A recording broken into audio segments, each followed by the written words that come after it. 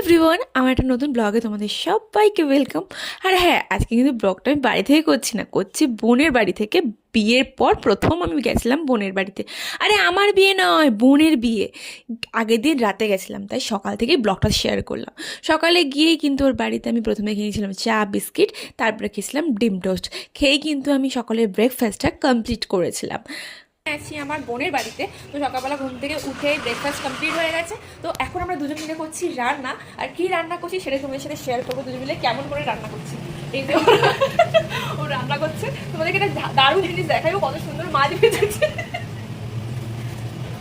এই দেখো, কড়াইয়ের মধ্যে তেল দিয়ে যে কটা মাছ ছিল সবার মধ্যে ঢেলে মাছ রাখাচ্ছে। মাছ নাকি আলু ভাজা কেউ বুঝতে পারবে। এখানে হচ্ছে আলু ভাজা, আর এখানে বল মাটন মাটন ম্যারিনেট করা আছে। আর আমি এখানে সমস্ত সবজিগুলো কাটছি। তো দেখা যাক কতদূর কি রান্না করা যায়।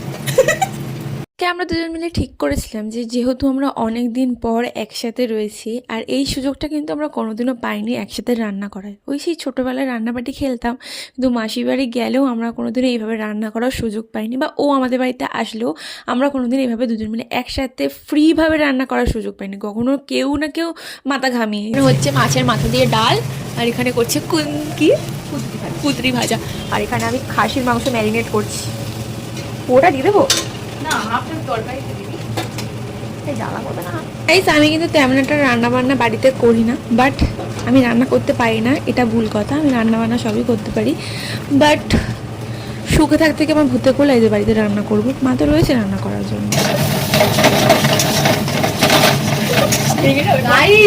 আজকে দুটো রান্নি না লেগেছে, আজকে পুরো সেটা ভাঙা রান্না হবে, সেটা ভেঙে দেবে রান্নাঘরের আজকে। এদিকে হচ্ছে মাছের ঝাল, আর ওদিকে হচ্ছে কুকুরি ভাজা। এখনো হচ্ছে, আচ্ছা 1 ঘন্টা আগে এখনো হচ্ছে আমাদের রান্না। ছোটবেলায় দুজন একসঙ্গে রান্নাবাটি খেলতাম, বড়ই দুজন এখন সত্যি সত্যি রান্না করছে।